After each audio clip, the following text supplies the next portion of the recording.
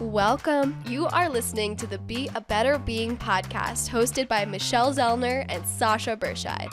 Michelle and Sasha are here to give you information and inspiration to help you live your healthiest, happiest lives. Thank you for tuning in. We hope you enjoy the show. Greetings. Thank you for tuning in to the Be a Better Being podcast. I'm Michelle Zellner, your host, and I am 100% solo today. Today is International Self-Care Day. And while Sasha and I are talking about self-care every single time we have an episode, I thought I would take this opportunity to walk you through a little practice that I've come up with that I've been using quite a bit lately in my corporate trainings as well as at conferences. And it seems to really help people fully engage to truly then understand what you need to do when it comes to your self-care. So I call it the BOSS method, BOSS, because you are the boss of you. And as the boss, you got to do the work. But before you know what work to do, you have to take a few steps. So I am going to walk you through the BOSS method of self-care. And hopefully by the end of it, you have a little more connection to your human and a little better understanding of exactly what you can do either in the moment as a day-to-day habit, or maybe one big tangible task that should be addressed to help you get to a better place. All right, so come along with me on this journey. The B, the B in boss. There's three things to the B in boss. You have to be quiet, be still, and breathe. So I'm just going to invite you to find a position that you're somewhat comfortable in and be quiet. Quiet your mind, be still. Be still in your body. Most of us don't like doing this. We don't like to be quiet because it's hard. Because if we're quiet, then we can hear the things that are going on up in here, and we might not like that. And we also don't like to be still because it's very uncomfortable and because we have too much to do to be still. But as the boss, you have to be quiet and be still in order to do the next step, which I'm going to get into in just a moment. But while we are being quiet and being still, we should be breathing. Once again, we're not good at this. We have literally deconditioned ourselves from breathing properly. We've gotten so used to operating in a state of fight or flight that we are very often holding our breath, or at the very best, we're shallow chest breathing. You absorb most of your oxygen in the lower third portion of your lungs. So as you are being quiet and being still, you're taking in nice, deep, full breaths. Think about inflating your rib cage as if it's a beach ball. And you want to get as much oxygen into that beach ball as you possibly can.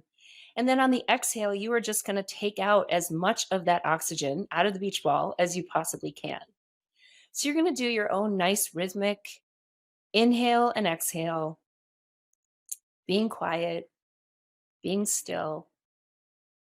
So do this for just a few moments at your own pace.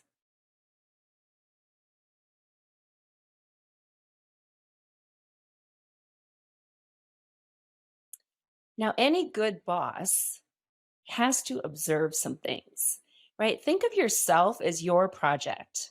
You are your project, truly, because you're the only one that can do what it needs to do in order to get what you want. Well, as the boss of you, in order to understand what you need, you have to observe.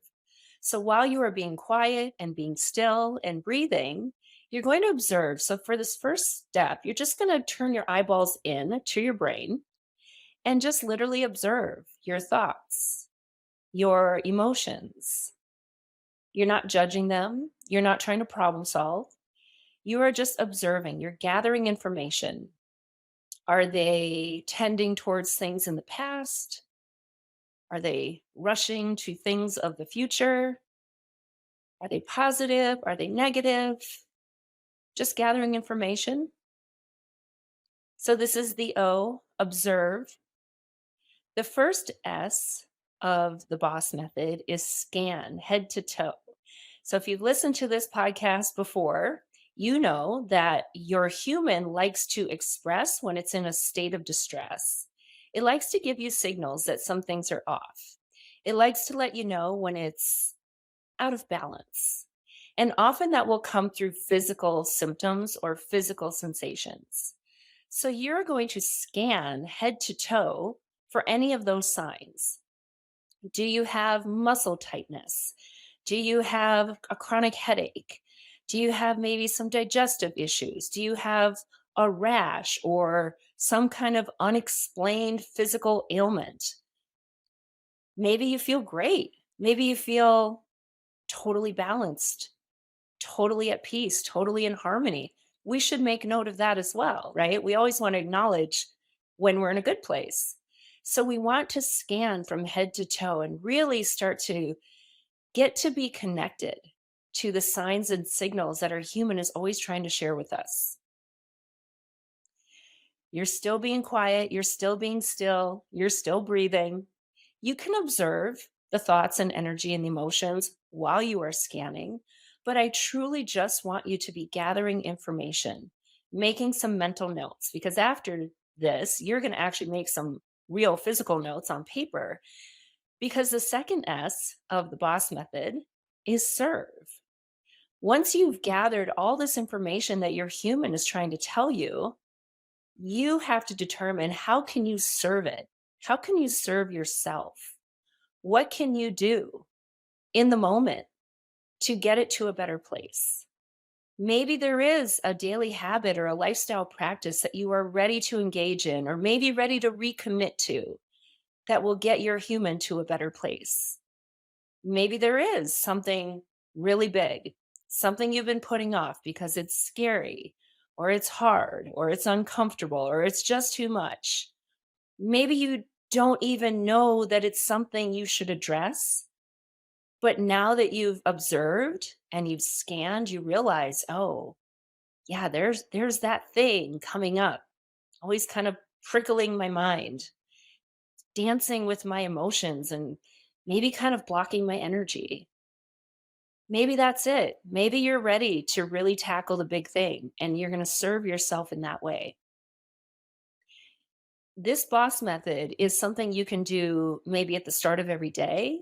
Maybe you can do it once a week. You can do it as a check in. You can do it when you are feeling off balance, but you're not quite sure why or what is making you feel that way.